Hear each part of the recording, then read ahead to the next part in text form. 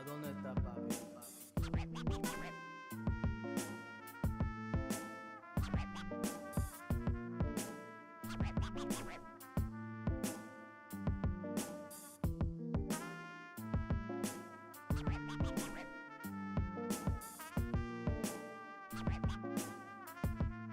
¿A dónde está papi?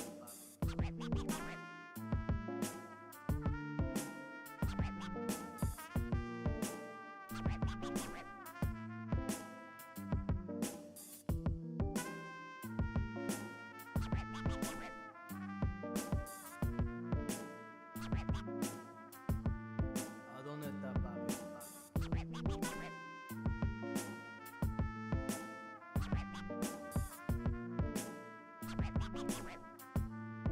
¿A dónde está papi?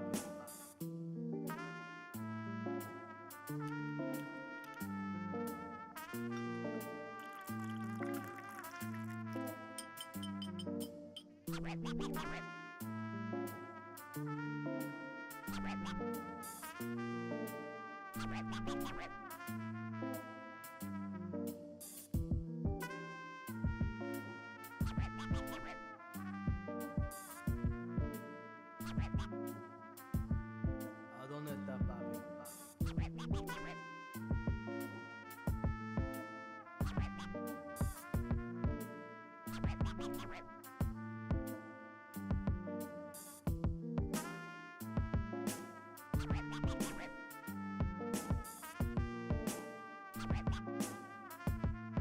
¿A dónde está papi?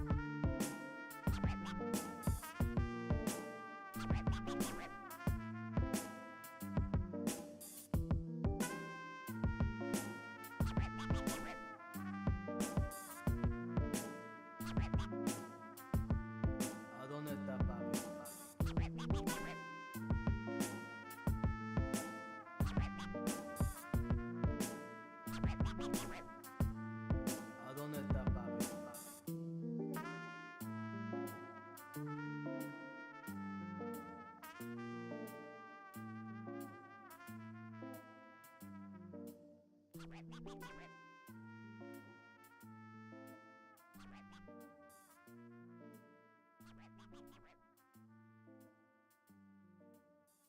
dónde está papi?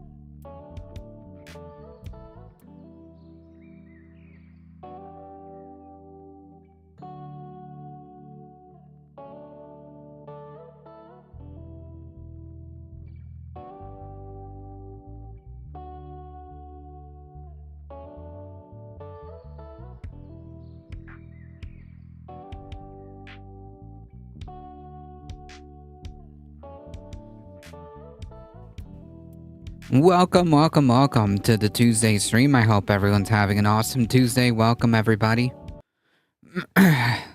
Derry Bennett, Mouselander, Wolfglen Heat, how's it going? Welcome, everybody. It is indeed lively in here. How's it going? We got quite a few folks here already and quite a few folks on the YouTube. So welcome, everybody. No hoodie, I'm cold. It's not as cold here. It's not as cold here anymore. Spring is upon us. Spring is upon us. Which you know what that means. It means gardening. I've already got stuff going. I've got a row of pepper plants going. I planted some onions, and we have 2 blueberry plants and a bunch of flowers, a bunch of wildflowers. I'm hoping that they do well. We'll see. Hambliss, how's it going? Wow, it's so excited. It's Super Tuesday and we get to help pick the next president from a long list of candidates. Yeah. If only, right? Conscious Canuck, welcome. It means rain. Yeah, it is currently raining. Yes, it is currently raining.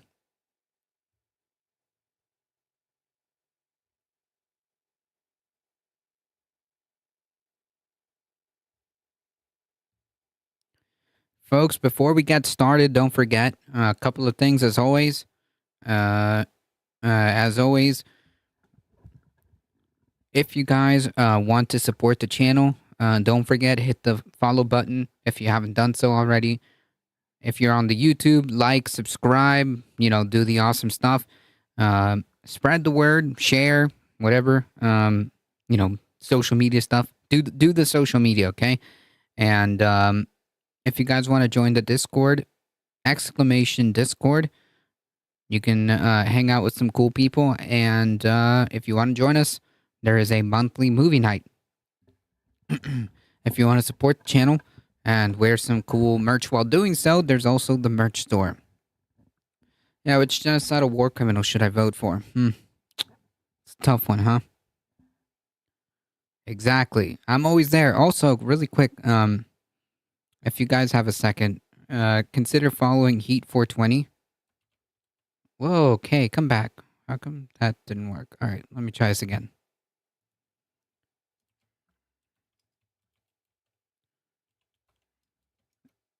Nope, that didn't work either.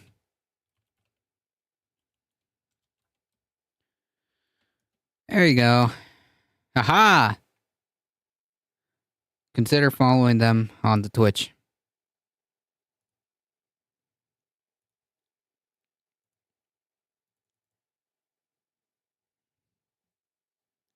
No problem. All right, folks, we got things to do. Bipedal meatbag. Do we want the old white guy or the other old white guy? Yeah. Decisions. But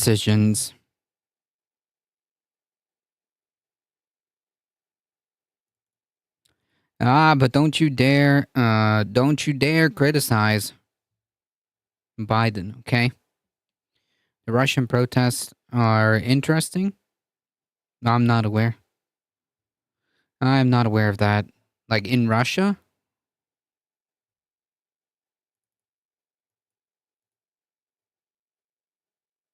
Professor Terence Tao is the equivalent of a rock star in mathematics. Regarded as the Thousands of people gathered on the streets of Moscow today, defying a heavy police presence and possible arrest to pay their last respects to Russia's main opposition leader, Alexei Navalny. The crowds chanted his name as his funeral service was held 2 weeks after he died in prison. Navalny's mother was among the mourners allowed into the cemetery to see him buried, but his wife decided not to travel to Russia. Steve Rosenberg, our Russia editor, sent this report from Moscow. They came to say goodbye to the man who'd given them hope but died in prison. And outside the church, longer and longer, the queue of Russians. Died in prison is a little stretching of the truth, right? Like, I mean, like, let's be honest. It is not inconceivable that he didn't just die in prison, right? It was intended for him to not make it out. Yeah, from sudden death syndrome, right? Wanting to pay their last respects to Alexei Navalny. He was our hope, Anna tells me. I feel like I'm burying my own son. He's the only person I could trust, and I was dreaming of him to become our president, really, and this is pretty brave considering considering it's Russia. Huge tragedy for me and for my people. The Kremlin had called Mr. Navalny an extremist, a criminal. But listen to the reaction when his coffin arrived. By now, the whole street was watching and chanting the name of Vladimir Putin's fiercest opponent. Navalny. We won't give in, they cried. And suddenly, the climate of fear that has descended on Russia seemed to clear for a time, despite all the police that were here. No to war, they chanted. In church, Alexei Navalny's parents sat by the open coffin as an Orthodox priest recited prayers for the soul of their son. Mr. Navalny's death, first and foremost, a family tragedy. When the service was over, the coffin was carried back to the hearse. Then, from his supporters, a spontaneous show of respect for the man who had challenged the Kremlin. With carnations and roses, they sent him on his final journey. Oh. And the crowd. Yeah, Epstein died in prison too. You can't deny the sheer number of Russian people has been a stumbling block for many a dictator. True. Followed. As they walked towards the cemetery, they chanted the kind of anti-government slogans unheard on Russian streets for 2 years. Freedom to political prisoners, and Russia will be free. The authorities did not want Alexei Navalny's funeral to become a very public event, a public display of sympathy for the man who was a vocal critic of the Kremlin. But that's what it's turning into. Lots of flowers. But one tribute today came in a message from Mr. Navalny's wife, Yulia. She's abroad and may risk arrest if she returns. She said farewell by posting, "I don't know how to live without you, but I will try my best to make you up there happy for me and proud." Yeah, if I was his wife, I wouldn't even think about stepping back into Russia. I just wouldn't, you know? Poor baby Putin. Alexei Navalny was laid to rest. A band played music from Terminator 2 and the Sinatra classic My Way. His way had been to stand up to power and imagine a different Russia he wouldn't live to see. Steve Rosenberg, BBC News, Moscow. So the fun. Jeez.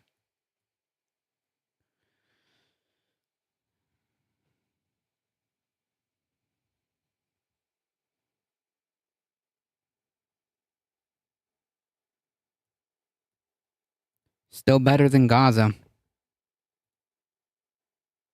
It's horrifying to not have running water. Switching gears here back to the States. It's horrifying to not have running water. Richest country in the world, by the way. Opening statement. Water. You put everything you have into buying a place here. That dream of, I get to give my house to my kid when I pass away, ripped right out from under me. I'm a disabled vet. Can't afford to go anywhere.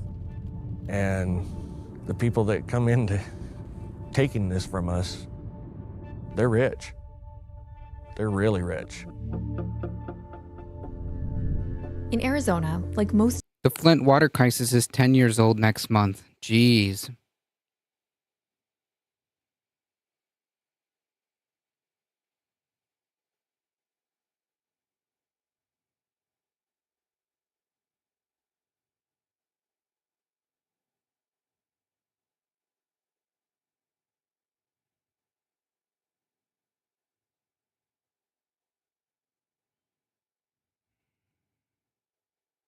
most of the American West, water is running out. Extreme drought that has invaded the state. Worst in 1,200 years. Historic water cuts to multiple states are now possible. But even as water supplies are dwindling, some people have more access than others. The amount of water that they're using is just unreal.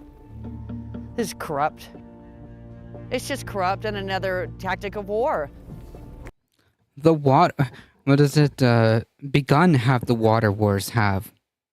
Yeah, just like COVID. It's, if you just will it out of existence and just say it's over, then it just magically disappears. Like, COVID is over and then poof, it's gone.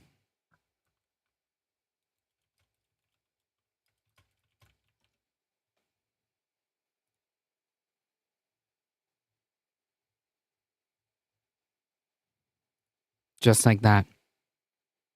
I don't know how they have the heart to do it. Across the country, battle lines are being drawn between rural communities and massive agricultural firms. And there's one community here in southern Arizona at the center of it all.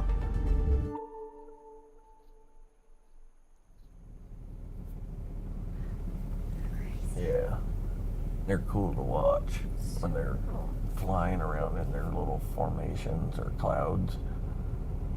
It's pretty cool. I've lived here about 10 years now. Thought it was a beautiful place. Good weather. Helped with my pain problems. Then it went south. Vance Williams had hoped to live in Pierce, Arizona for the rest of his life. But in 2020, his well ran dry, leaving him without running water in his house for 6 months. This is the water tank I had to buy. Once I realized how big the problem was, we were living on 5-gallon jugs of water before that. I wonder what could be the underlying cause of this issue, huh? I'm sorry your TikTok on genocide was TLDR, Gen Alpha. Hopefully they age well. How much does something like this cost? That was, I believe, right around $3,000. Took every penny I had extra and some that I didn't. Some of it went on to credit cards. For a long time, Pierce was a quiet town of family farms and people looking to retire surrounded by mountains. But 10 years ago, that started to change. A company from Minnesota bought a local dairy farm with big plans to transform the landscape. They just kind of took off and got bigger and bigger. The company is called Riverview, and since 2014, they've spent more than $160 million buying up land around Pierce. To understand just how much they've transformed the landscape, you have to see it from the sky.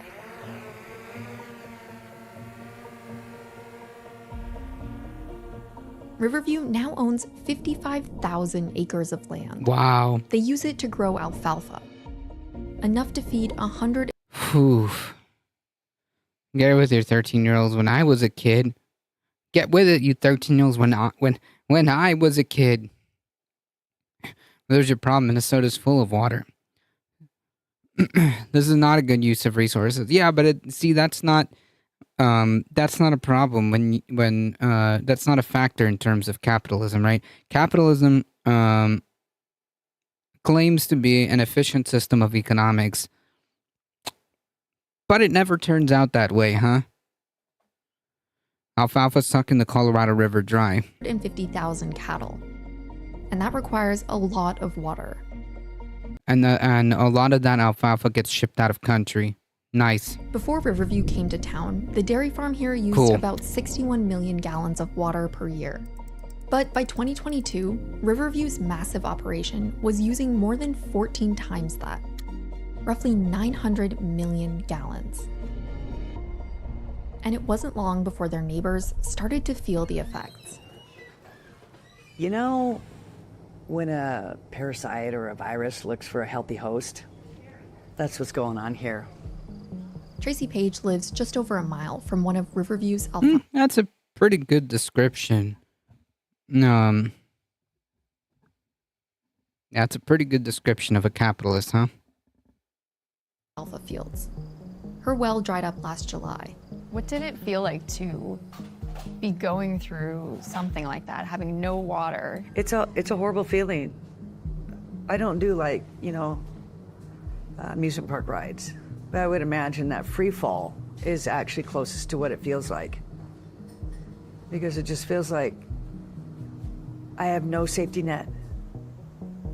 I get that some of it's nature. I get I moved to the desert. I get it. But this state is mismanaged. They're allowing people with the most money to do whatever they want. When it comes to water laws, Arizona is still pretty much the Wild West. So the needle is going to show us the moment we touch the water. So right now it is out of the water.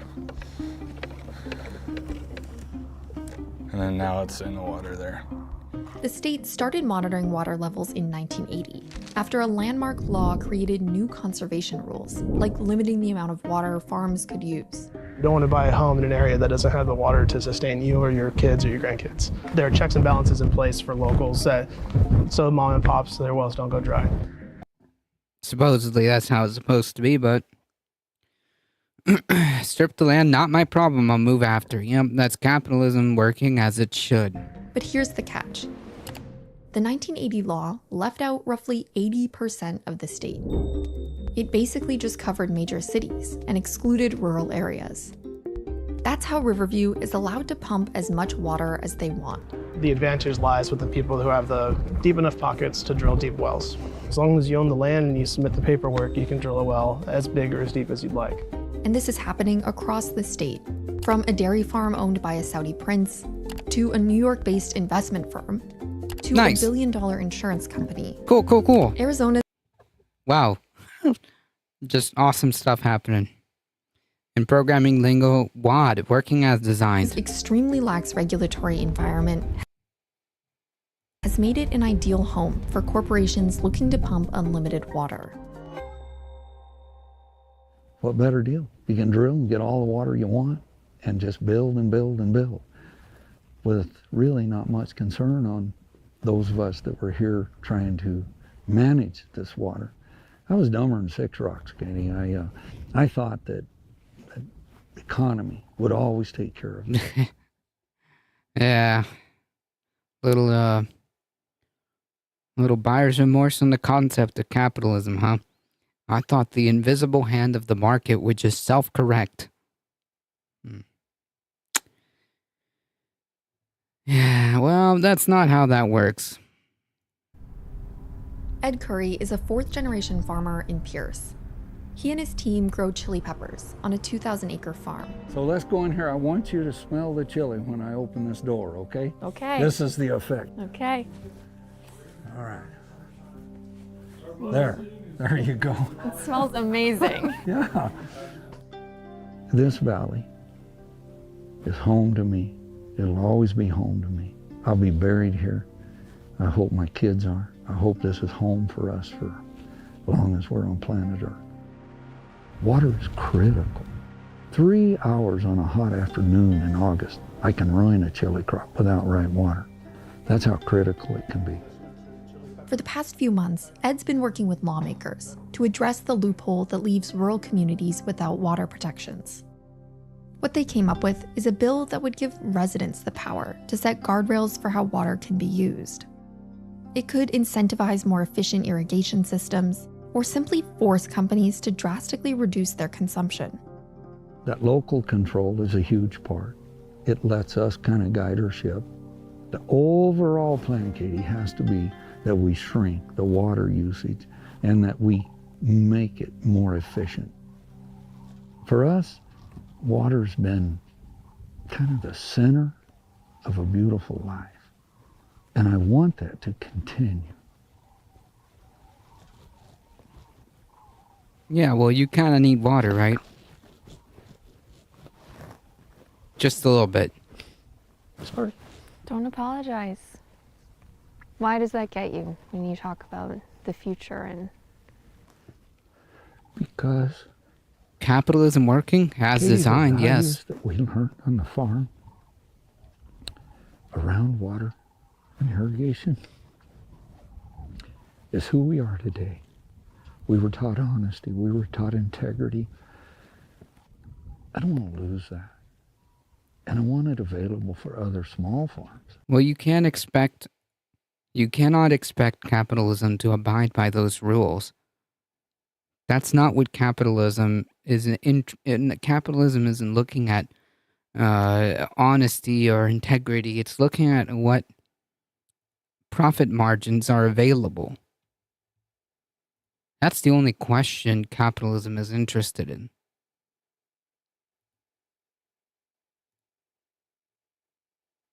Not just large corporate farms. It's not looking to be fair.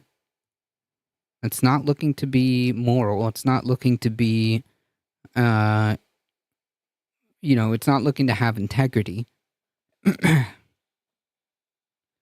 It's looking to see what it can do, just like as a system. And unfortunately, it's not just now an economic system, but people for some reason have tied it and made it into some kind of dogmatic ideology that cannot be deviated from. It has no integrity. It's not interested in that. It's only interested in what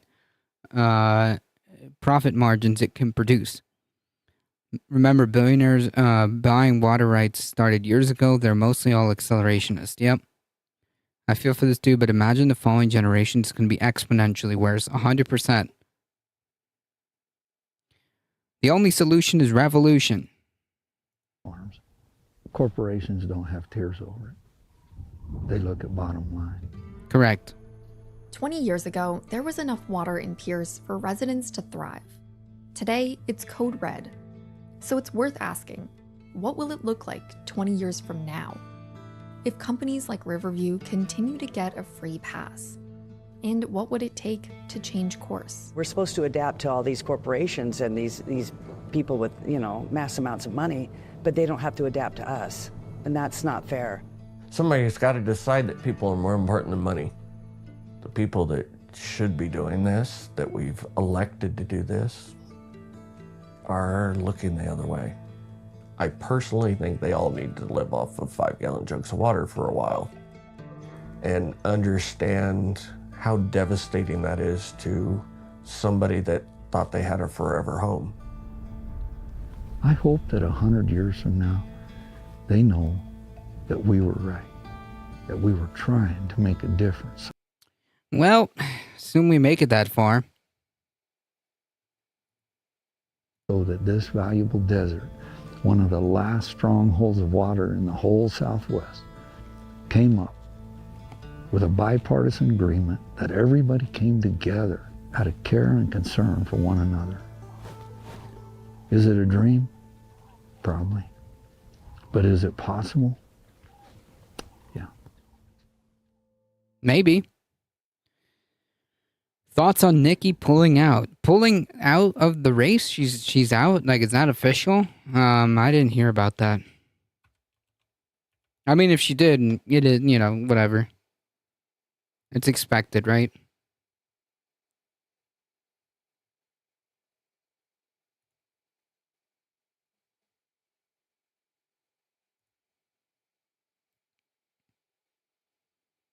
Not like she's gonna win. Exactly.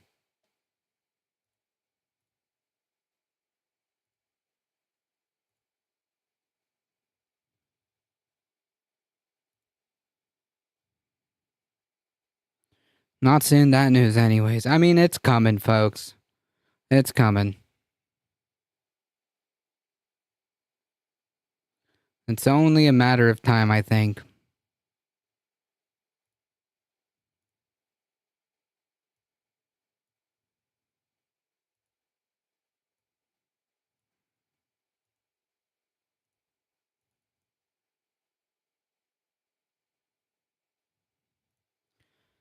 How Nikki goes again for president role next time. Nikki tried her best to have American foster family in the California area. And Nikki Haley is actually pretty gross, so no. She's actually a really, really bad human being, so no. I wish she'd stay in the case something wild would happen with Trump between now and November. Maybe, but Sinema was going to lose anyways. Yeah, that's another story. We'll talk about cinema in just a moment.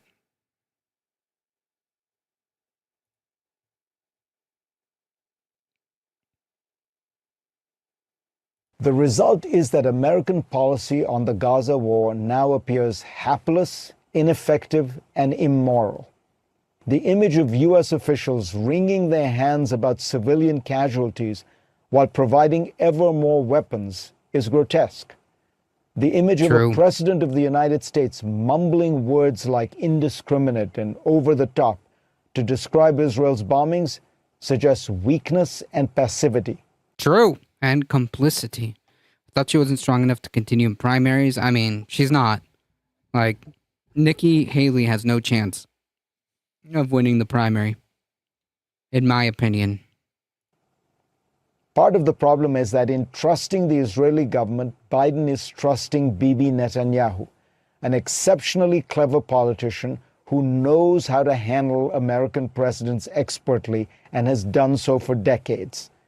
This time, Bibi has outsmarted, outmaneuvered, and outplayed Biden.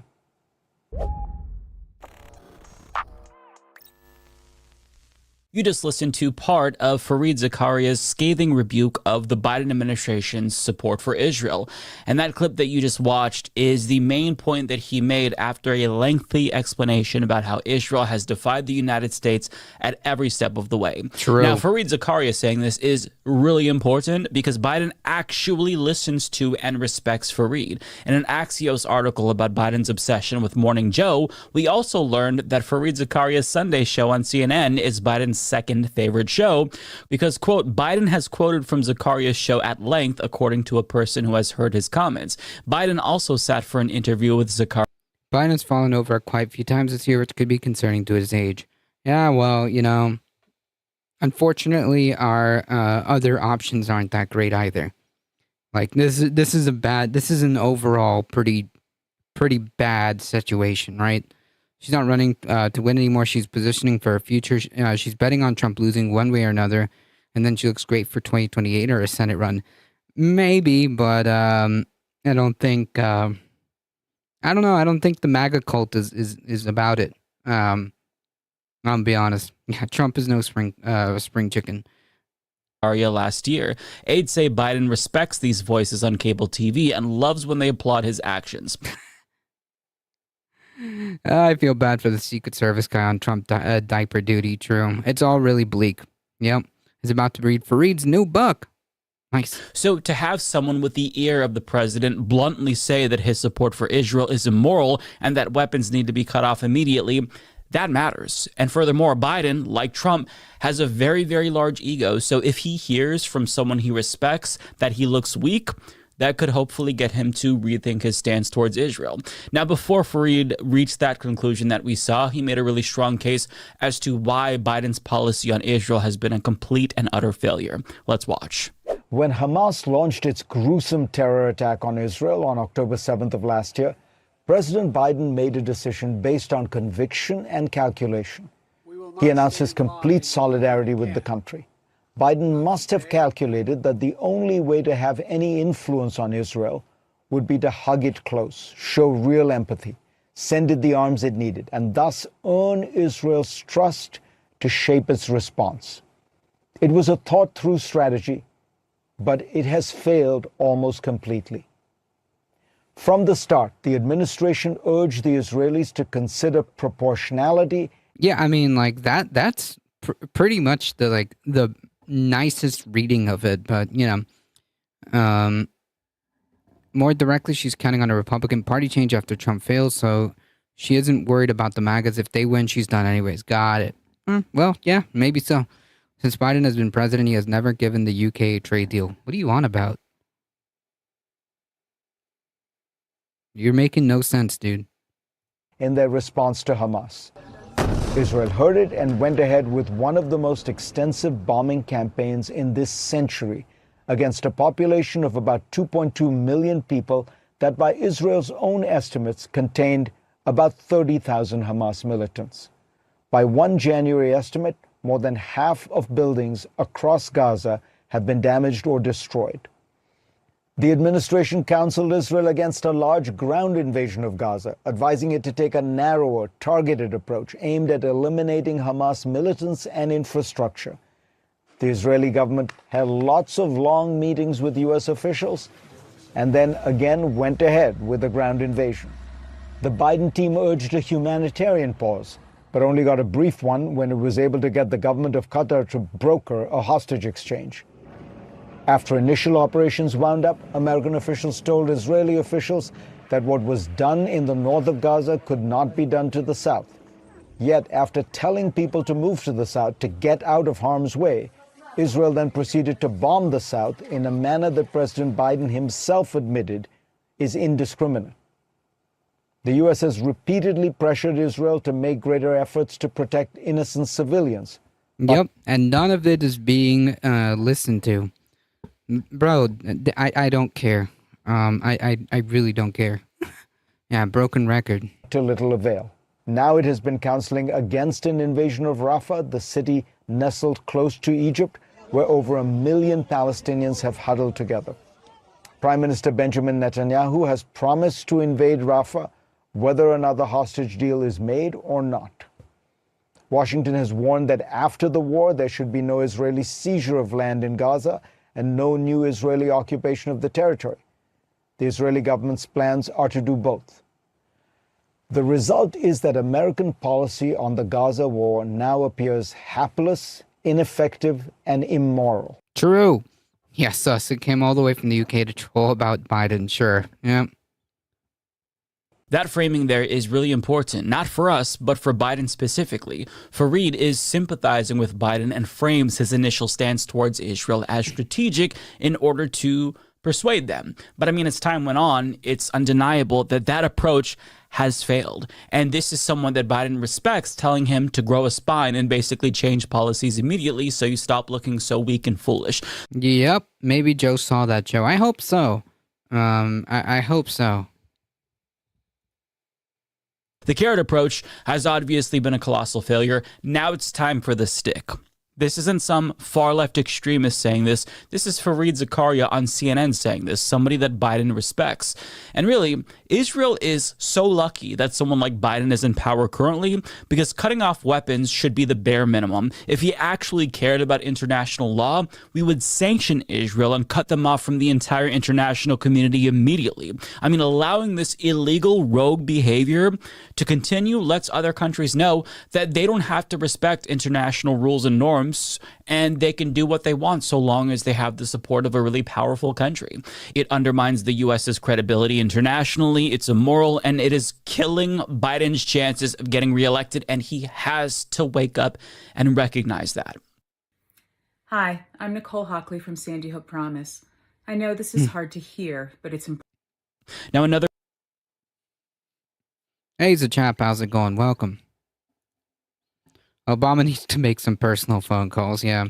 Obama needs to get on the phone and call Corn Pop, okay? And call Corn Pop to get some sense into Joe Biden.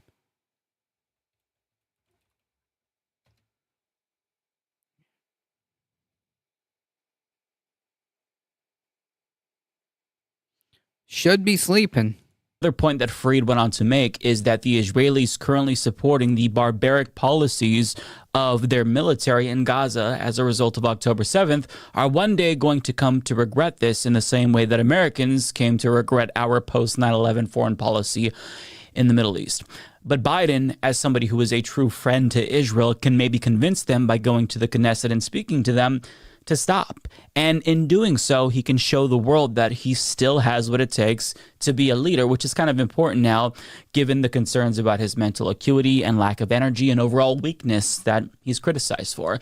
But if he doesn't do that, he'll look like a weak coward who's not only intimidated by Netanyahu, but also intimidated by his own base, who he's literally hiding from right now in order to avoid protests. And I'm not making this up. In an op-ed for The Nation, Jeet here actually posts fun. Are you going to be voting? Yes, I will be voting. In the primaries? Yes.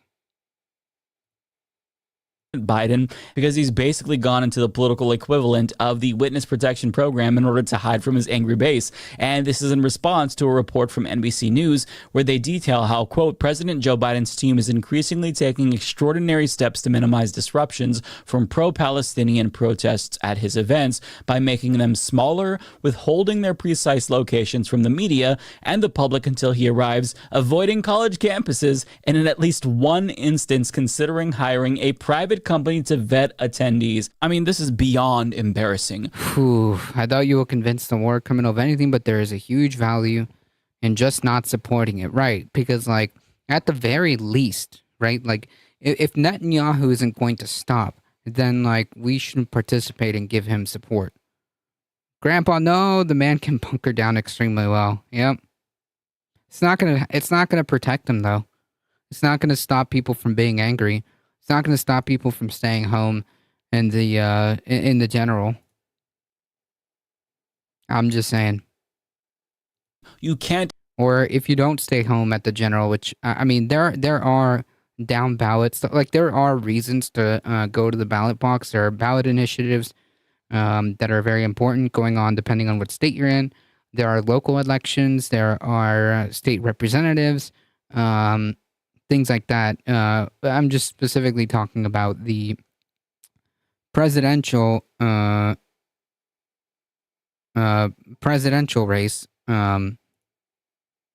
That's up to Biden. Eventually, he's going to have to face people. Yeah. It sounds like America's left is arguing about voting or not. I don't know what primary means. It just means the final. Oh, you mean like the final, like the general election? Yeah. I mean, there are things to show up for in the general election, right? The primary is the I'm going to use this word very loosely, the election before the election. So both parties, or in fact, even the Green Party, I think, has a primary. But parties have like their little internal elections as to who's going to be the nominee, right? That's what we mean by primaries. Then we go in, it's just about the only situation I do approve of getting involved. Yep. I mean, like, there are reasons to show up at the general election. There are, like I said, ballot initiatives and candidates like down ballot that may be, depending on where you are, that may be worth supporting or coming out to vote, or like, helping at the very least keep the Republicans from holding a House or the Senate. That might be valuable. Expect to win if you are literally hiding from the people whose votes you'll need in November. Furthermore, this may have stopped disruptions at events at least temporarily, but it hasn't stopped people from protesting him. His late night appearance, for example, had protesters that were arrested, including actress from Euphoria, Hunter Schafer. And guess what? That's still a bad look. He's still getting negative headlines because of the protests at his events. They might not be disrupting his events necessarily, and he might feel like the heat has been taken off of him, but it hasn't stopped the protests, and furthermore, it hasn't stopped the disruption of events from other Democrats, including his wife, Jill. Jill, when are you and the rest going to call for a ceasefire?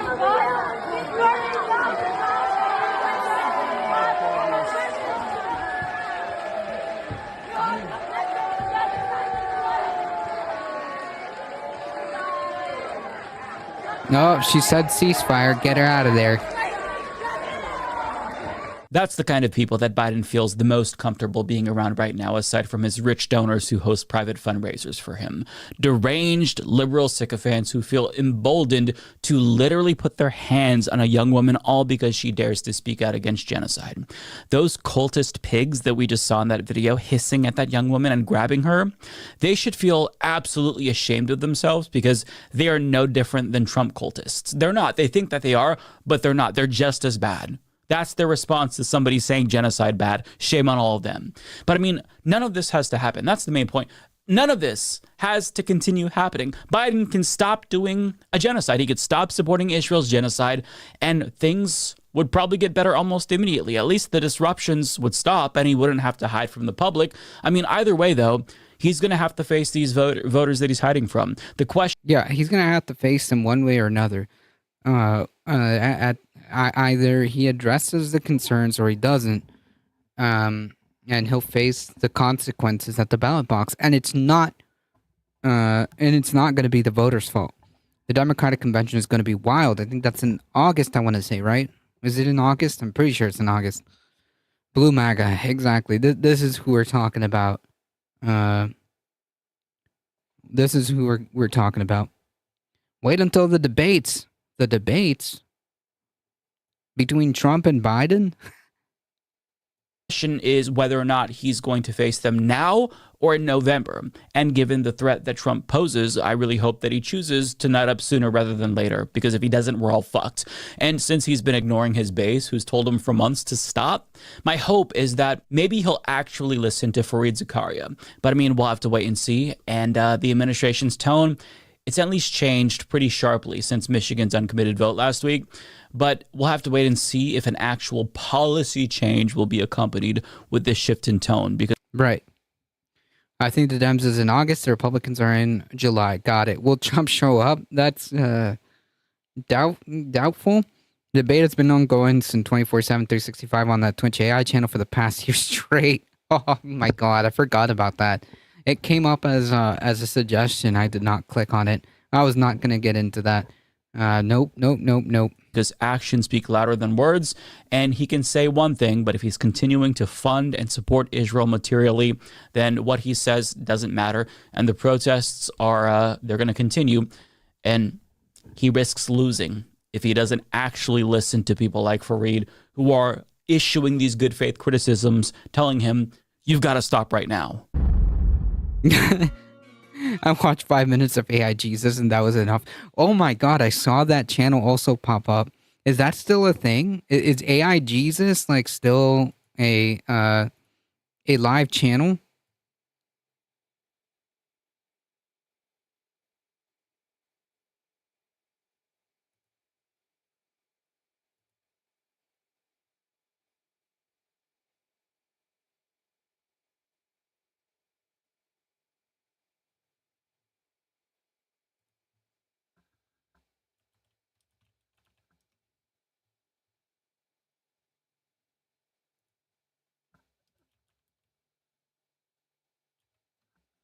Ask Jesus, isn't it? Isn't it Ask Jesus?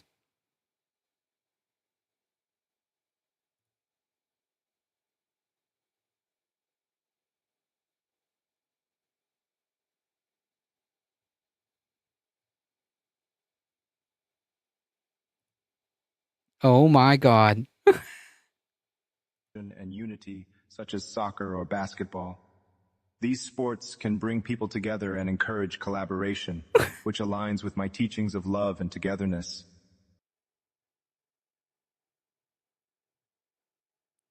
AI is too freaky. I'm piecing out from Earth. Jesus, is it murder if it was an accident? Obsessive Jeff mania. I understand that people may have concerns about accidental actions. In the case of accidents, they are generally not considered murder, as murder involves intent to take someone's life. However, it is essential to take responsibility for our actions and try to prevent accidents as much as possible. Compassion, understanding, and forgiveness play significant roles in these situations. Remember, we are here to learn and grow together, focusing on... What? Oh, God. Said with the full confidence of Dunning-Kruger. So AI Jesus is a lawyer, apparently. Apparently. I don't even know how that works. It just like has like automatic responses to like based on the questions you ask it. I have no idea.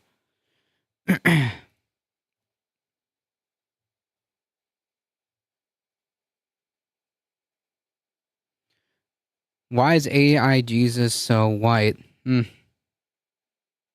have no idea.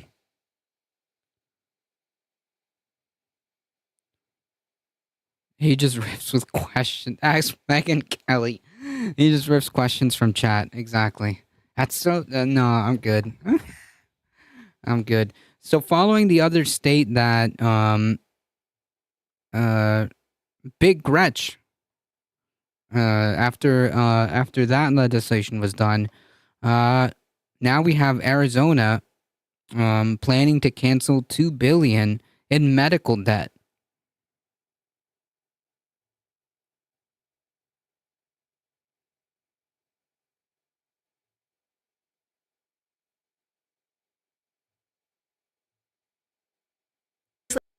As governor, I take seriously my duty to protect vulnerable Arizonans from falling into medical debt and make healthcare more affordable. Today, I am so proud to announce that we are I think I bought a time bag from May I Jesus. taking steps to retire medical debt for up to an estimated 1 million Arizonans. That's a fresh start, a new chapter, and a huge weight taken off the shoulders for every single one of them. This is an investment in our future and reflects my commitment to put the needs of working Arizonans first. Nice. Using up to $30 million in American Rescue Plan funds, we are working with partners at RIP Medical Debt to buy back up to approximately $2 billion worth of medical debt held by Arizonans. Hardworking, middle-class Arizonans should not be forced to have those difficult kitchen table conversations because of medical debt from conditions they cannot control. As governor, I take seriously my duty to protect vulnerable Arizonans from falling into medical debt and make healthcare more affordable. Today, I am so proud to announce that we are taking steps to retire medical debt for up to an estimated 1 million Arizonans. Nice. Very nice.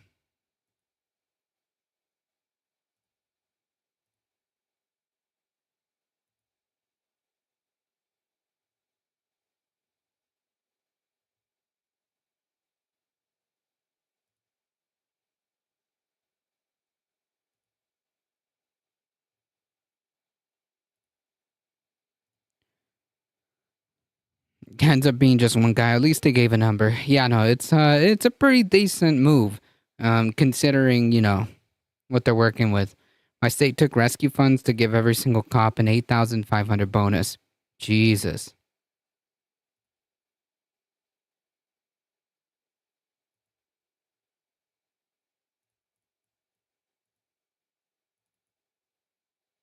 Yikes. That's nice.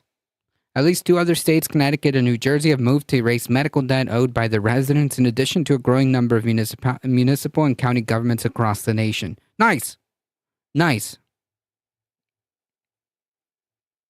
This is how you do it, folks.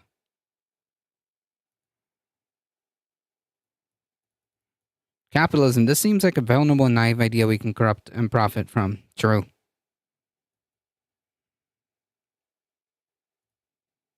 Very nice.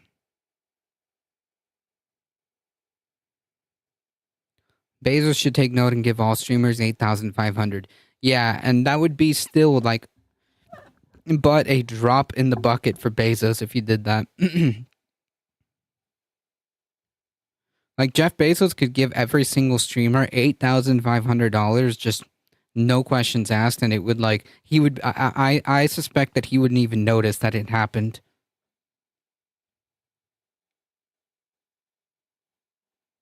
That's how rich that guy is. You could give every single streamer on the platform right now 8,500, and I doubt he would even notice.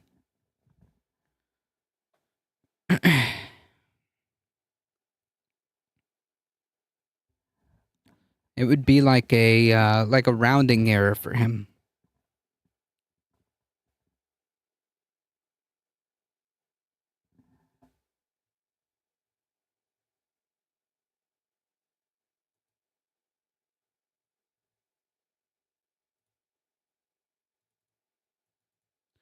Jesus says it's a baby unless it's politically inconvenient. Exactly.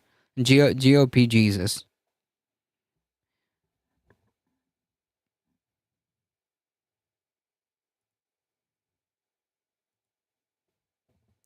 House GOP navigates IVF backlash by offering symbolic measure with no force of law. This is a classic GOP move, right? Classic. Earlier this year, Representative Michelle Steele, a 2-term Republican in a competitive district in Orange County, California, co-sponsored the Life at Conception Act. Phenomenal. With 124 other GOP's backers signaling solidarity with the party's influential anti-abortion rights base.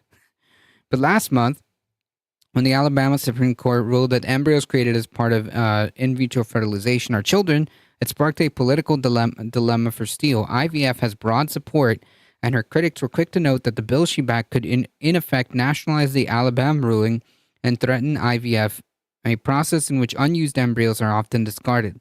The Supreme Court's conservative majority overturned Roe, giving Congress the power to restrict reproductive rights. Steele responded by co-sponsoring a non-binding resolution to declare her support for IVF. Wow, cool, nice, but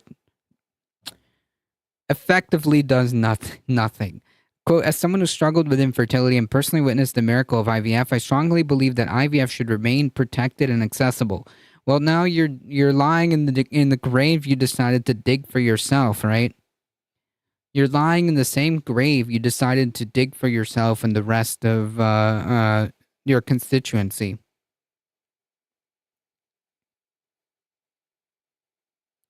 Legal Eagle toward this, a party asked legal questions like, does child support now start at conception? That's a very good question.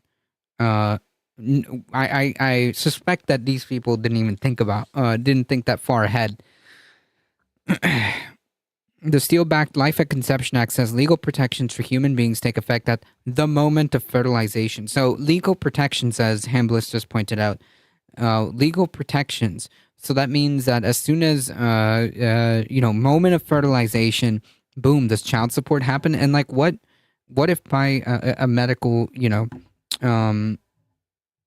a medical issue, you suffer a miscarriage, does that mean now that like you lose the child support, or do you have to pay back the child support? How does like the tax credits work with children?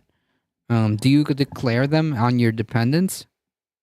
Do you get like a one-time tax break or tax refund?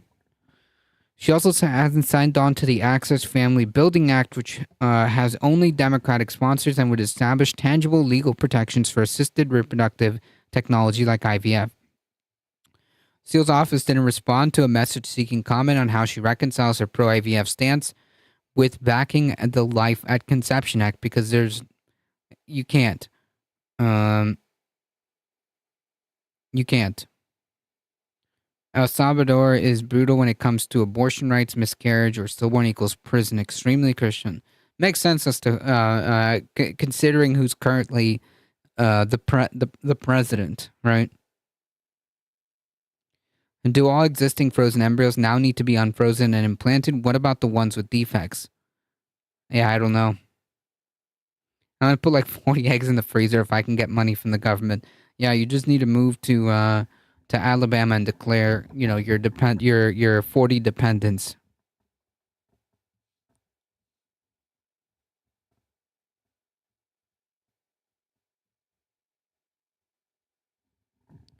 If you got $0.001 of each dollar Bezos has is $199.9 million. Jesus. Not worth it. Democrat Derek Tran, a veteran and consumer rights attorney running for Steele's seat, called Steele a fraud for claiming to support IVF. Unlike her, he said he supports the Access to Family Building Act. Quote, she continues to spill out lies. Tran said in an interview just 3 weeks ago she signed on to the Life at Conception bill. This is the second time she's done that. And now she's saying that she's pro-IVF when the Life at Conception bill says anything but. So she is spilling out lies in order to get voters. Yeah, I mean, like, that tracks. A similar dilemmas facing Republicans across the country. An Axios Ipsos poll found that 66% of adults oppose designated IVF embryos as children, while 31% support it. Classic. Like, you can almost guarantee, like, the evangelical extremist groups are always around and are very consistently hovering that just about 30% never fails with these cult members, these cultists. They assume voters are dumb and not paying attention. They would be right a lot of the times. Yep. Especially with these, evangelicals. F? No, I see everything pretty green to me. Is everybody good? Can everybody see me? No F. All right, excellent. House Speaker Mike Johnson, who built a reputation as a dogged social conservative before he won the gavel, wouldn't say Thursday whether he favors a bill to legally protect IVF. Asked whether he believes discarding embryos is murder, he didn't directly respond. Yeah, I mean, like, answering these questions, not good. That's not good for the GOP. I believe in the sanctity of every human life, always have. And because of that, I support IVF and its availability, but you just...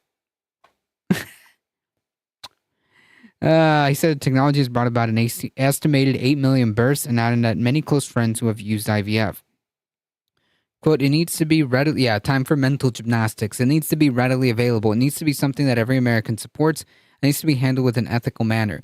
He said, lamenting that there's a lot of misunderstanding about where Republicans stand on it. No, I think that's, no, I think it's pretty clear.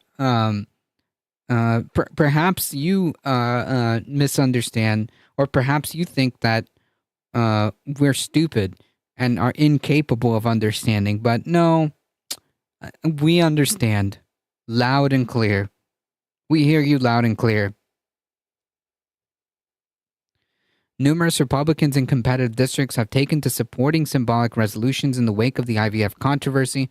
The Steele resolution is co-signed by Lori Chavez de Remer and Juan Ciscomani of Arizona, who represent competitive districts. Another group of Republicans has signed on to a separate resolution that similarly expresses support for IVF, including like literally anything but legislating. Right?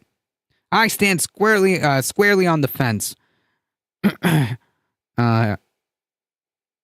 Similarly expresses support for IVF, including Representative Don Bacon, David Schweikert, Jen Kygans, and Anthony Esposito, LaLota, and Nick LaLota, both of New York. All 8 represent districts President Biden won in 2020, making them top Democratic targets in the fall election. Unlike Steele, the other Biden district Republicans haven't sponsored the current Life at Conception Act, but Bacon and Schweikert, I'm never going to be able to pronounce this, sponsored the 2021 version of the bill in the last Congress before the Supreme Court overturned Roe v. Wade. These Republicans have also supported, these Republicans also haven't supported the bill to codify protections for IVF as they walk the line between their conservative base and swaying voters. Oh, man. In the Senate, the bill to protect IVF was pushed by Tammy Duckworth, and Democrats stalled when Senator Cindy Hyde-Smith objected, saying it went too far. Democrats say the swing district Republicans will be enablers of the GOP agenda to bar abortion and IVF if they're given power in the election. Yeah, this wouldn't surprise me, right? Like, it was never going to stop at just abortion. The Alabama Supreme Court did what a lot of Republican House members have wanted to do, said Representative Del Ben of Washington, who chairs the Democrats' campaign arm, said on Monday on MSNBC. They support legislation called the Life at Conception Act, which is similar to the Alabama court, to what the Alabama court decided. And now all these Republicans are trying to come out and say they support IVF, but none of them are willing to support legislation that actually does that. Yeah, it seems pretty par for the course, right? They want a national abortion that bans. They want a national abortion ban that impacts contraception, IVF, and so many other things. Our rights are at risk. No doubt about it. No doubt about it. It's not going to stop. It was never going to stop, I should say, at abortion. It was never going to stop at abortion. If anything, in the general election, I would pay attention to see if any ballot measures might be in play in terms of protecting the right to bodily autonomy. I mean, I believe Florida is working on one. So there are reasons to pay attention to the to the general election and show up. This would be one of them. This would be one of them.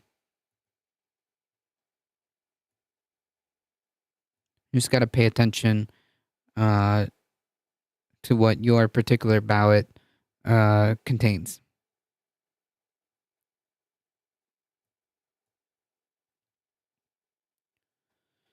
Credit card late fees to be capped at $8 under Brandon's campaign against junk fees.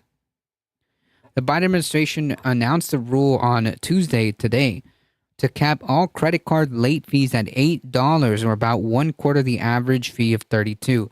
To note, credit card fees, at least mine, would be like $40. Okay, absurd. Like, it is obscene. But anyways, it's the latest effort of the White House to attack what it calls junk fees, or excessive fees that can push the end price of products. The Consumer Financial Protection Bureau's new regulations will set a ceiling of $8 for most credit card late fees, or require banks to show why they should charge more than $8 for such a fee. The effort will save Americans up to $10 billion a year, the agency estimates. The push comes after a year President Biden vowed to ban junk fees in his 2023 State of the Union address, calling them unfair.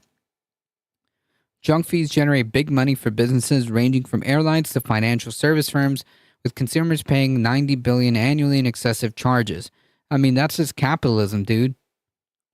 Why not attack that? And credit cards, like so many corners of the economy today, consumers are beset by junk fees and forced to navigate a market dominated by relatively few powerful players who control the market. So, like, again, this is a capitalism issue. Abon, how's it going? What the hell is a credit card? Oh, man.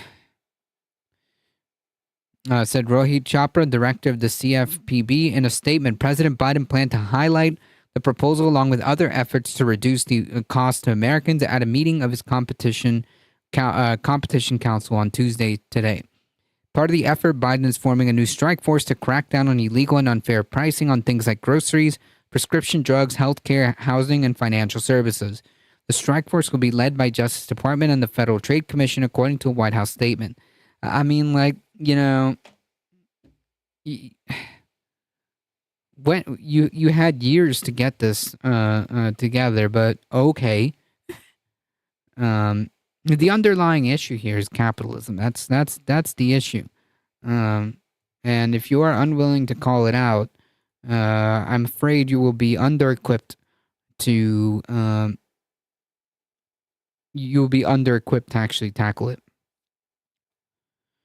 The push also comes amid still high inflation, which has receded from the recent high of more than 9% in June of 2022, but consumers are still paying 25% more for groceries than prior to the pandemic, as well as shelling out more for everything from rent to cars. I wonder why.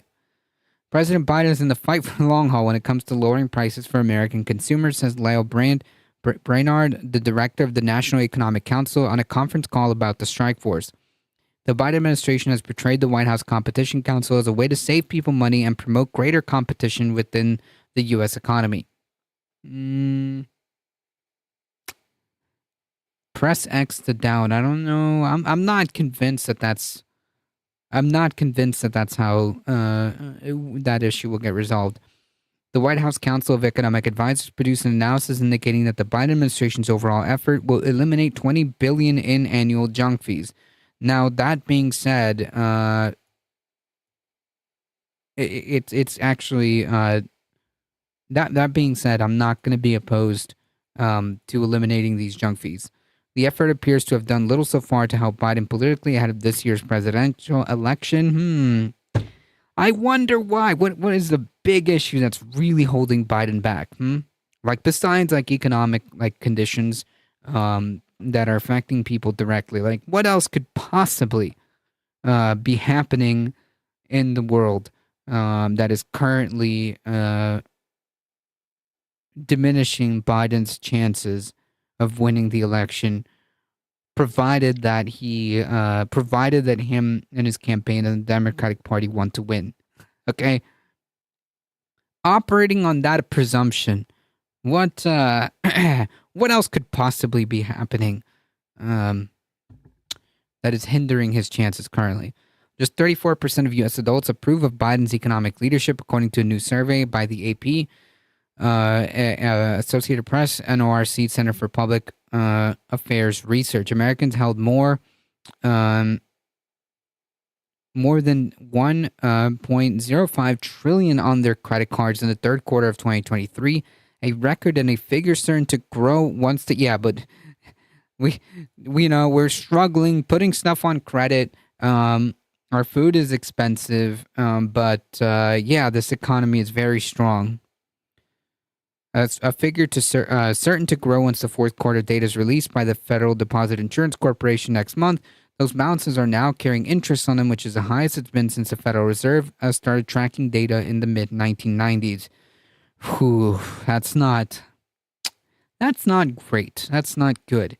Not good. Furthermore, Americans are falling behind on their credit card debt as well. Delinquency rates are at major credit card issuers such as American Express, JP Morgan Chase, Citigroup, Capital One, and Discover have been trending upwards for several quarters. Some analysts have been concerned Americans, particularly poor households hurt by inflation, might be taking on too much debt. Why is that? Overall, consumer credit is healthy. However, the reality is that there are starting to be some significant signs of stress, said Silvio Tavares, president and CEO of VantageScore, one of the country's two major credit scoring systems, in an interview last month. The growth of credit card industry is partly why Capital One announced it would buy Discover Financial for $35 billion. The two companies, which are the two largest credit card issuers, are also the two companies whose customers regularly carry a balance on their accounts. Yeah, this is great. Nothing could possibly go wrong with this, right? It's not the first time policymakers have weighed in on credit card fees. Congress passed the Card Act in 2010, which banned credit card companies from charging excessive penalty fees and established clear disclosure and consumer protections. My friend told me that Cenk was on the Oklahoma primary ballot today. There you go.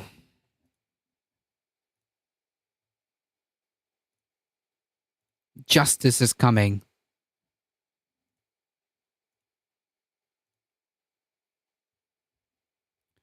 The Bureau's proposal, let me see. The Federal Reserve issued a rule back in 2010 that capped the first credit card late fee at $25 and $35 for subsequent late payment fees and tied that fee to inflation. The CFPB, which took over the regulation of credit card industry from the Fed after it was established, is proposing to go further. The Bureau's proposal is similar in structure to what the Bureau announced in January when it proposed capping overdraft fees to as little as $3. And that proposed regulation, banks would be required to either accept the Bureau's benchmark or show regulators why they should charge more, a method that few bank industry executives expect to use.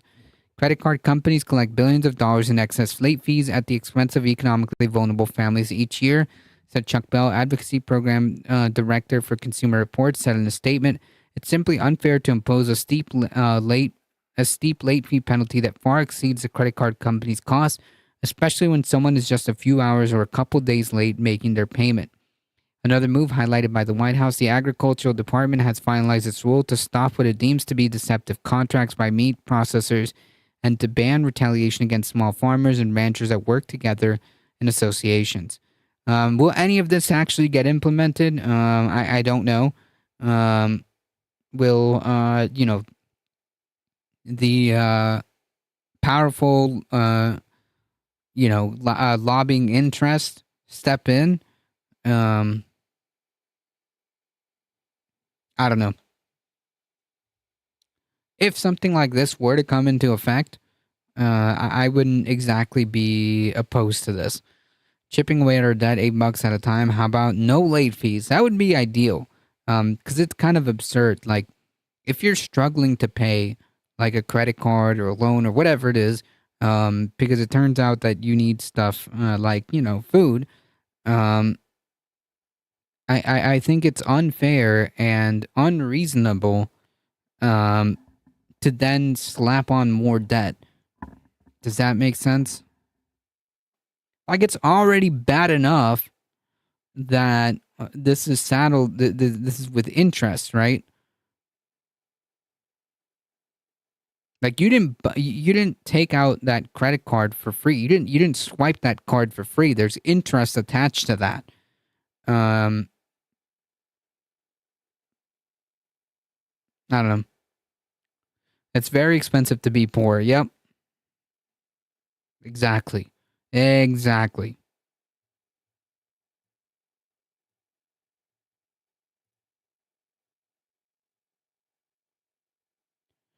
So we shall see if any of this actually gets enacted.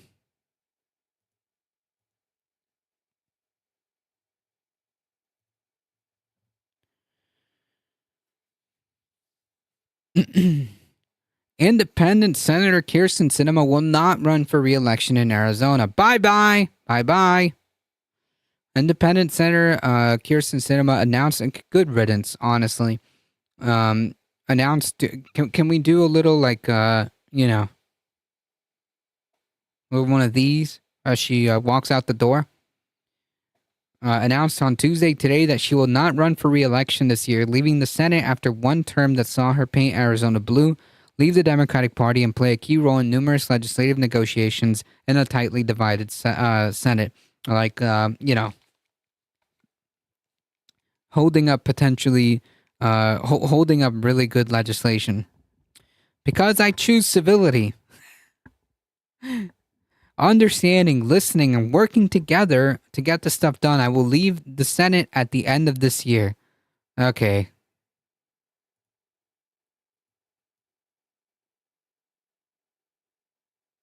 I warned we were approaching a crossroads. In 2017, I warned we were approaching a crossroads. Our democracy was weakened by government dysfunction and the constant pull to the extremes by both political parties. Both sides. Cool. I promised I would do my best to fix it, to protect and defend our Constitution, to listen to others without judging. Well, it depends, okay? Like, if you're talking about, like, taking away people's rights, yeah, I'm gonna judge on what you're saying, yeah. Focus on what unites us and to make Americans' lives better. Through listening, Like voting against crucial legislation while doing a cute little girl boss curtsy.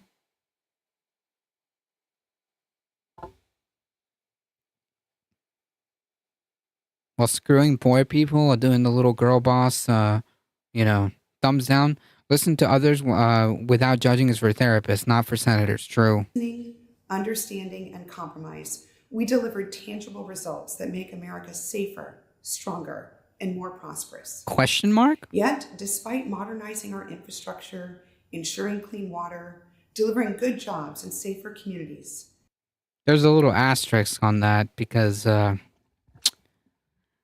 yeah. Americans still choose to retreat farther to their partisan corners. And whose fault is that? Okay? Like, if you see a obviously authoritarian and fascistic movement, you don't go like, oh, well, I guess we have to work with these people because civility politics. Like, no. You want the opposition to distance themselves and to take a stand specifically against them. Like, that's what the opposition should do. If you see an authoritarian fascist movement, the thought process shouldn't be like, well, we just need to focus on what we can agree with. Agree with what are you talking about? Agree with what? These people are serious. They eat people like this alive. They hope that the opposition looks like this, so that they can just trample over them. These solutions are considered failures, either because they're too much or not nearly enough. It's all or nothing. The outcome. Yeah, sometimes it is, okay? Either we have bodily autonomy or we don't, as an example. Less important than beating the other guy. The only political victories that matter these days are symbolic. Attacking your opponents on cable news or social media. Compromise is a dirty word. Yeah, it is. It depends on what you're compromising. Like, you know, if you're arguing like what you want to watch on TV, you know, and you compromise on a TV show, That's fine. But like there, there's nothing to compromise with Republicans, right? Like exactly what are we supposed to compromise here with? Why does it look so weird? I don't know. This is I'm convinced that she did this via AI. We've arrived at that crossroad, and we chose anger and division. Who's we? We is a lot of people, okay? And why aren't you angry that you've got literal fascists in the same chamber with you? That's who you want to compromise with? Like, I'm not exaggerating.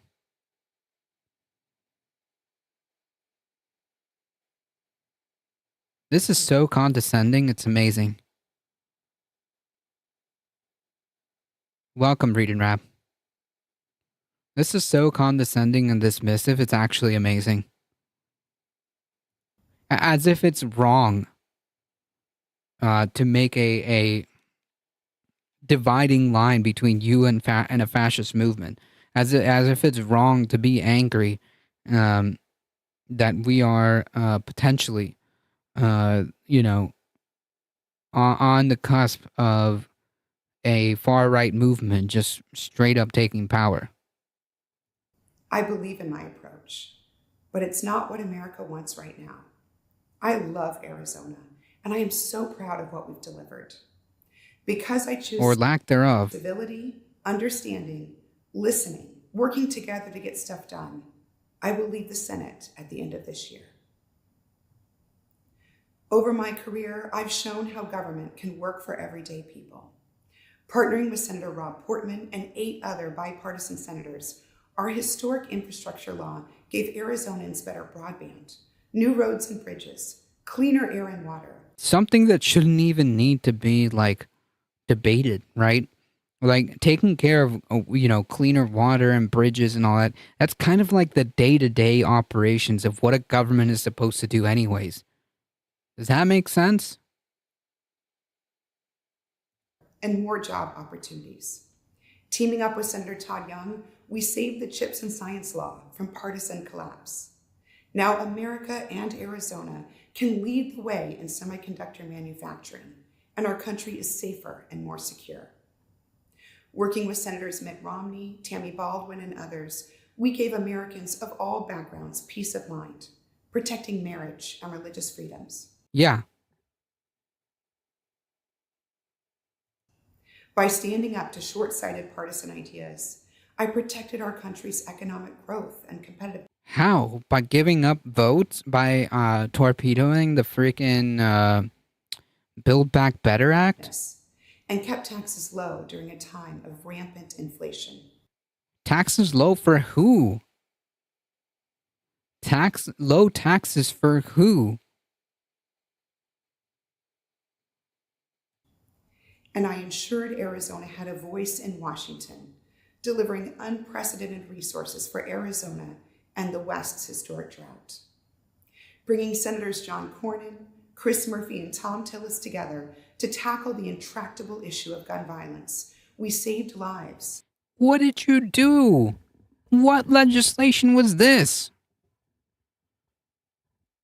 What about the people who can get pregnant? The rich have low taxes, her donors, right? Exactly. And improved our country's mental health care. How? These solutions matter. They make an impact in the lives of everyday Americans. And this is how government should work. It's been an honor. Man, if this is how government should work, we are living in an upside down world, I can tell you that.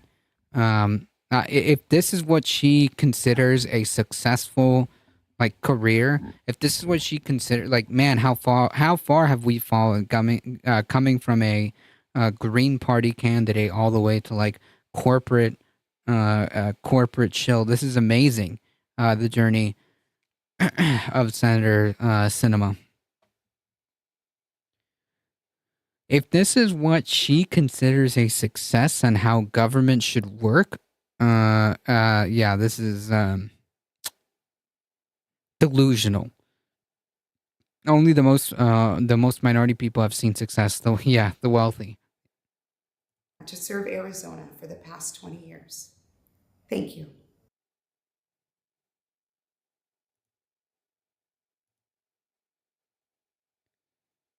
Phenomenal. Sinema's decision paves the way for a tough and expensive fight for her seat, though it will be more straightforward than the messy three-way contest she would have prompted by staying in. The leading Republican gubernatorial candidate, Kari Lake, and the leading Democrat Representative Ruben Gallego are already running hard to replace Sinema. In her video, she said partisan warfare has carried the day. Compromise is a dirty word, and we've arrived at a crossroad and we chose anger and division. I believe in my approach, but it's not what America wants right now. Sinema's decision comes as a prospect of victory appeared dim if she ran. Polling on the race is sparse, but surveys have consistently shown Sinema in third place in a hypothetical three-way contest featuring Gallego and Kari Lake. It was unclear which candidate she would have pulled some more support from, which is kind of telling, huh? Notably, Sinema believes she was stronger with Arizona Republicans than with her former party. And dude, this is exactly what I'm talking about. This is exactly what I'm talking about. Like, fascist pray for opponents like this. Republicans aren't going to vote for you. Okay? In a prospectus reported by NBC News on September, Sinema told her donors her path to victory was to attract 10 to 20% of Democrats, 60 to 70% independents. So in other words, shed her entire base and start over in one cycle. 60 to 70% independents and 25 to 35% Republicans. This is actually delusional. This is not a thing that was in any realm of possibility. Gallego praised Sinema on her news of her departure. I bet. As we look ahead, Arizona is at a crossroads, protecting abortion access, tackling housing affordability, securing water supply, defending our democracy. All this and more is on the line. I welcome all Arizonans, including Senator Sinema, to join me in that mission. Lake also praised Sinema in a statement. We may not agree with anything, but I know she shares my love for Arizona. Senator Sinema had the courage to stand tall against the far left defense of the filibuster, despite overwhelming pressure by the radicals from her party, like Ruben Gallego, who called on her to burn it all down by stopping a filibuster that Republicans would have instantly stopped themselves if it would have benefited them. Yeah. Republicans who are hoping to flip the Senate back in their control this year, eyeing Arizona as a potential pickup opportunity. Democrats hold a slim majority in the Senate, and GOP needs a net gain of 2 seats to win the chamber outright, or 1 seat plus the tie-breaking vice presidency. Sinema's political arc has been extraordinary from, how far we've fallen, huh? From Green Party organizer to the GOP's erstwhile favorite Democrat in the U.S. Senate. In 2004, she became a Democrat and was elected to the Arizona legislature at a 2011 progressive gathering. She labeled Arizona the meth lab of democracy, ? While criticizing legislation that state Republicans were advancing. She ran and won an election in 2012 to the U.S. House, where her voting record showed some centrist bona fides. She used that moderate approach to get elected in the Senate in 2018, ending a losing streak for Democrats statewide.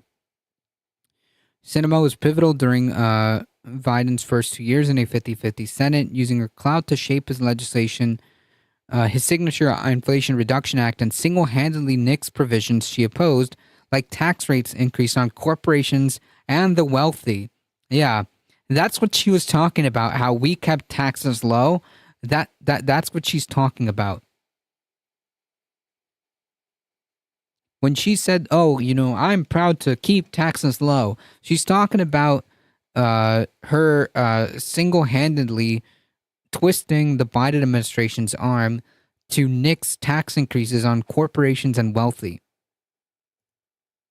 and pare back a provision aimed at lowering prescription drug prices. She was at the center of multiple successful bipartisan negotiations, including on infrastructure and gun safety. Sinema left their party to become an independent in 2022 while still helping Democrats maintain control of the Senate. That came after an irreparable rift between Sinema and Arizona Democrats as she stood in the way of some legislation proposed by Biden and voted to block Democratic efforts to undo the Senate filibuster to advance the voting rights legislation. Yeah, like when Carrie Lake is like, wow, she stood against the far left, far left radicals to burn it on down by protecting the filibuster to protect voting rights. Cool.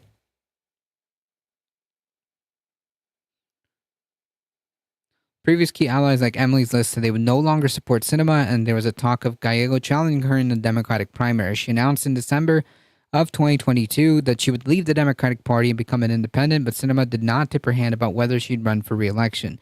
Well, you know what? Good riddance. Yeah, bye-bye. I know her name is not Kirsten.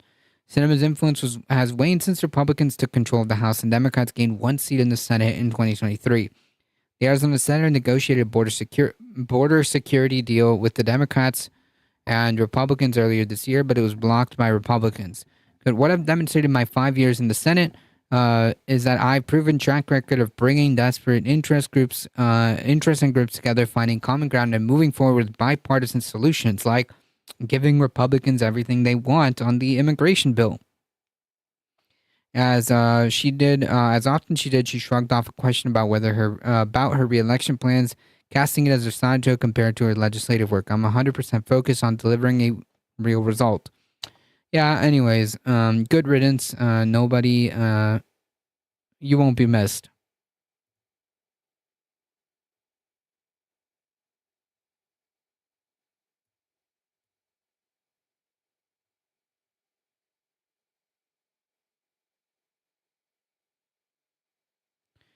Sam Cedar kept calling her Kristen instead of Kirsten. Yeah. I mean, that's just Sam, though.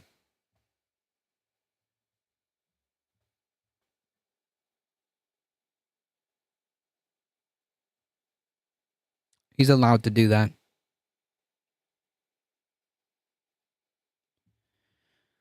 Text messages shed a new light on scope of fake. Who will remember her in 5 years? Text messages shed new light on scope of fake elector plot after the 2020 election. Like this is what we're going up against. This is what we're supposed to reach across the aisle and shake hands with. He totally does it on purpose. These are the people that we're supposed to reach across the aisle and have some bipartisan unity. Yeah, I don't think so. I don't think so.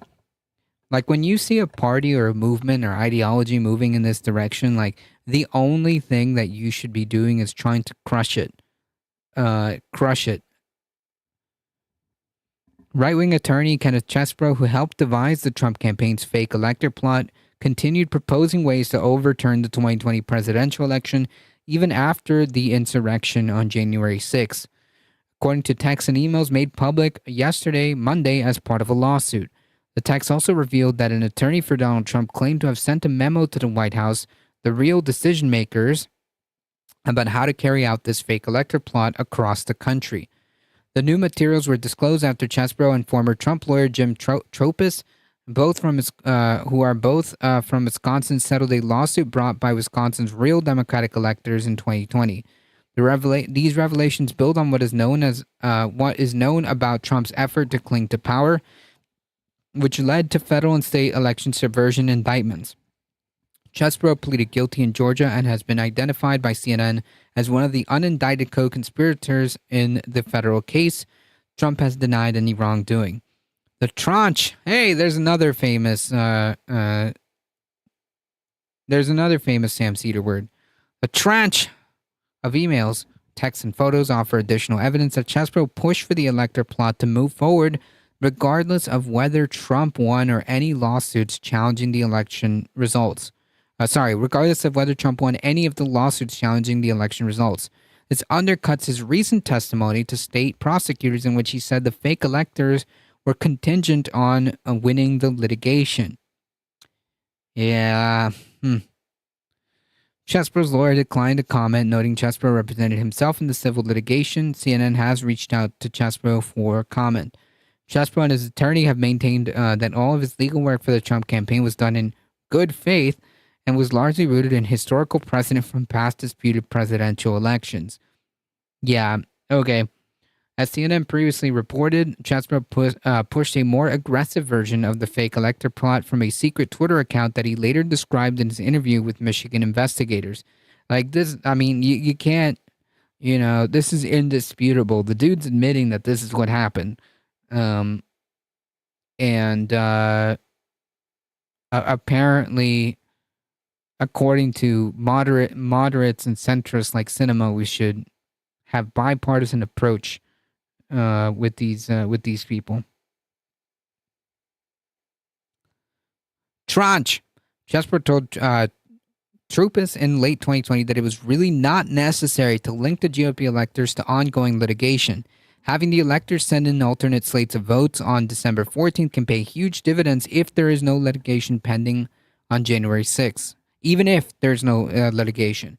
So it's irrelevant. The whole point was to cast doubt on the election results and use that as a vehicle to then shoehorn this crockpot legal theory in his mind that he could just annul the election results via these fake electors.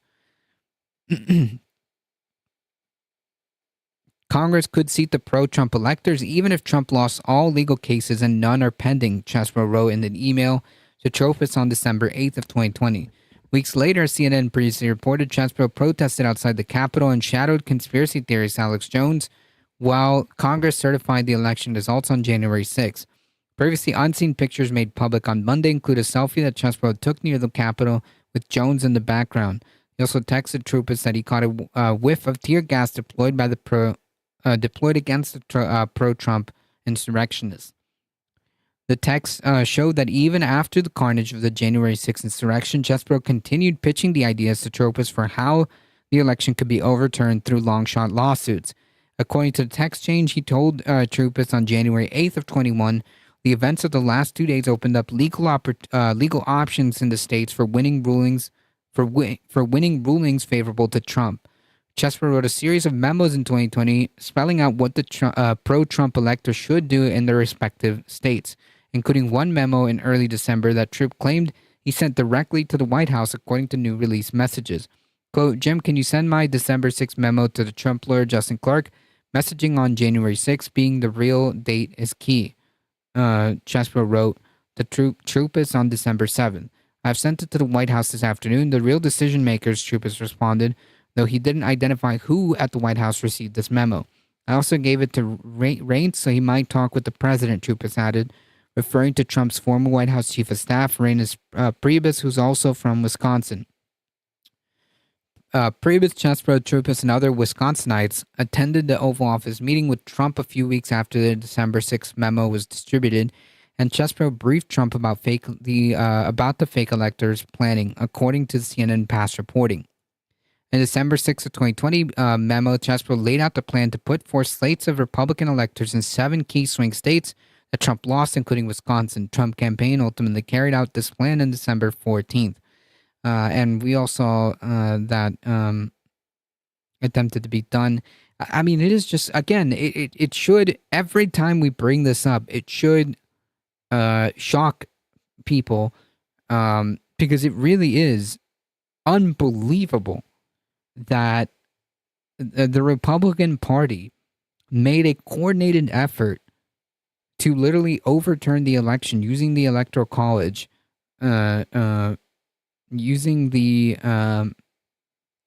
weaknesses of the Electoral College to attempt, no matter, if it worked or not, but in their minds, it was, to attempt to overturn the election when this couldn't even be an option.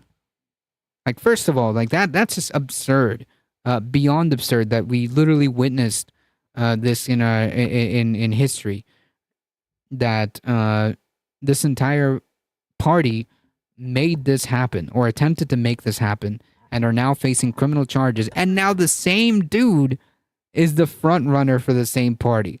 Like, how absurd is that? For one. For two, how is nobody in jail over this is wild to me. Although the Georgia case we may see, I don't know. But yeah, this should shock people every time it's brought up. Yeah, it's definitely too close for comfort. Yep, they definitely tried. They definitely tried.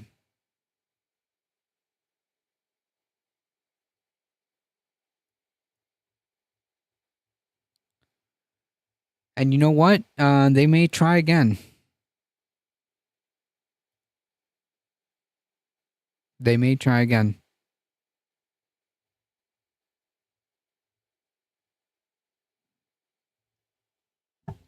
It is absolutely absurd that this actually happened.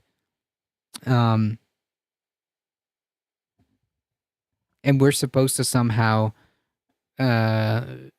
be okay with this. We're supposed to somehow have, bipartisan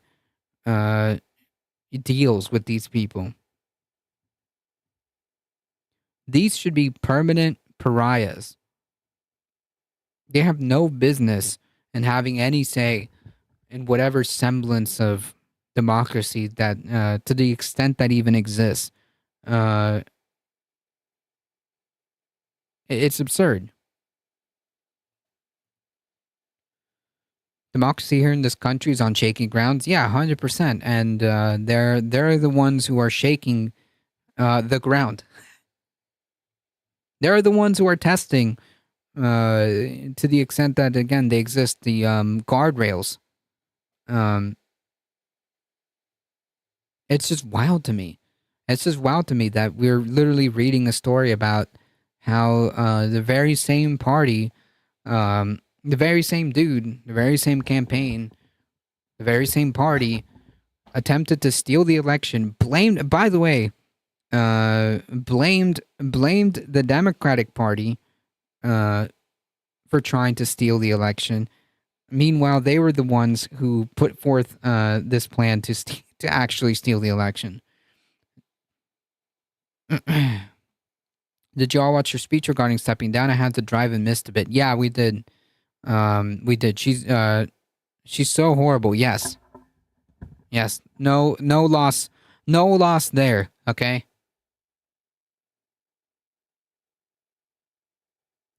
Oh man, I didn't even realize I didn't even have my background music going on. That's okay.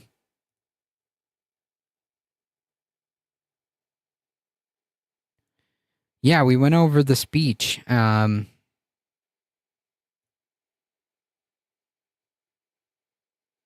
before this. Yeah, completely. Can't wait for the crab dance party.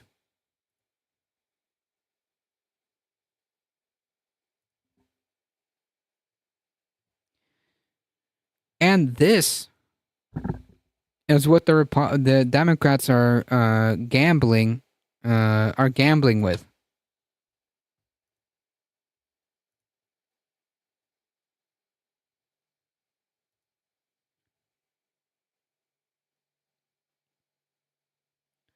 This is what the Democratic Party is gambling with and playing games with.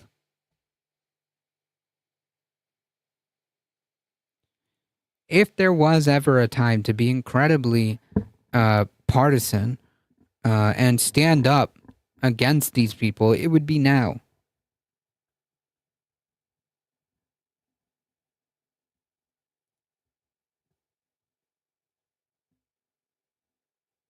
Crab Reef silently. Yeah, I can't play the Crab Reef, unfortunately. Like, I tried playing a MIDI version of the Crab Reef, but it still gets hit. Is that Alex Jones? Yes, it is. It's Alex Jones. It is.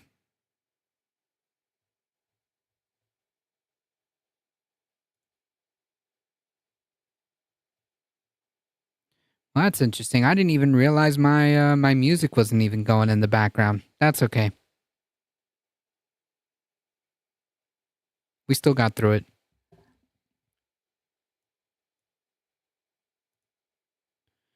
Now that Sinema is gone, the Dems have a good chance, and he seems very progressive. Yeah, I mean, he seems better than Sinema, so that's good. He seems better than Sinema. So hopefully he does win. And Enrique Tarrio's there. Just too interesting to notice it wasn't on. Me, I didn't even notice. Is that Enrique Tarrio back there too? That's oh god, Ali Alexander, who's the other extremist. I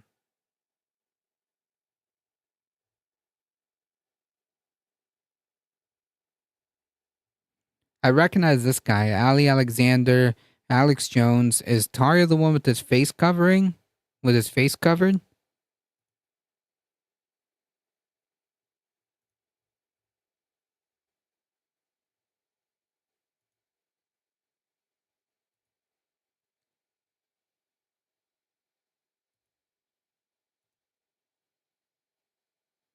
I might be wrong. I don't know.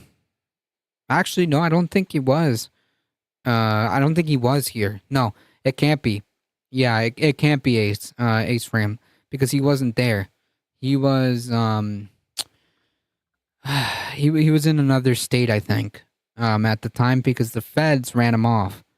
If I remember correctly, the feds told him not to even show himself to the DC protest, or the DC protest that turned into an insurrection.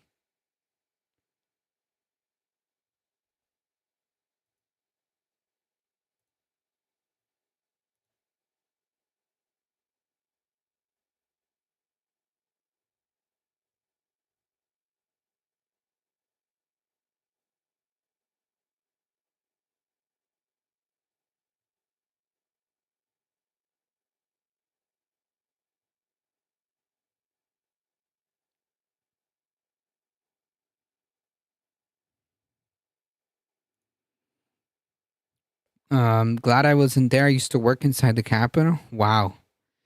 Sheesh. Well, I'm glad you weren't there either. That's wild.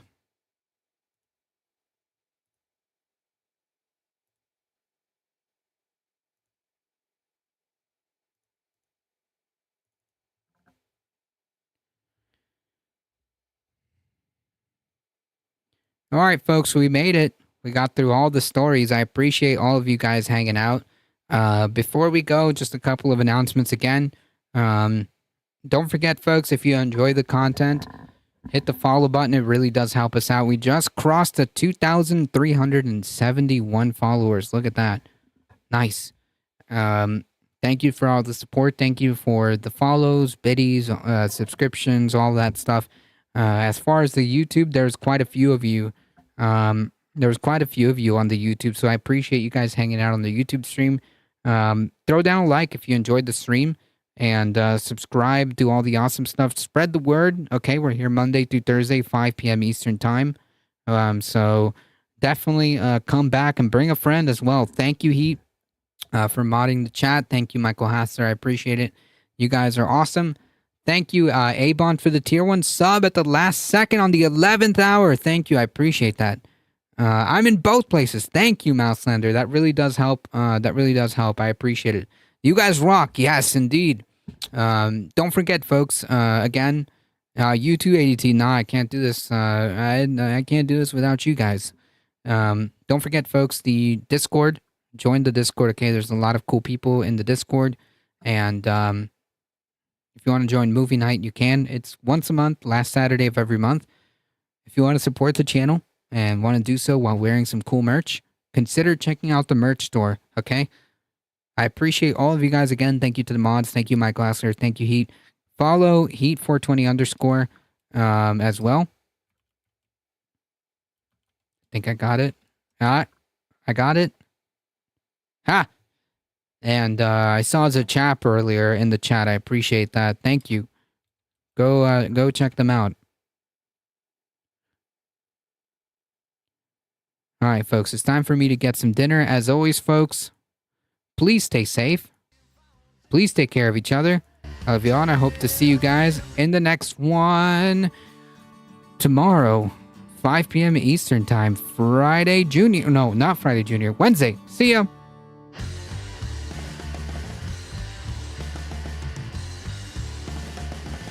I hope he's sleeping. He deserves rest.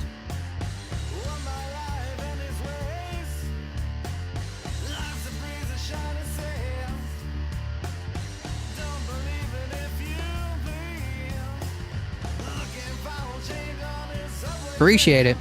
Hang tight, everybody. We're heading out in 5, 4, 3, 2, 1. Bye-bye.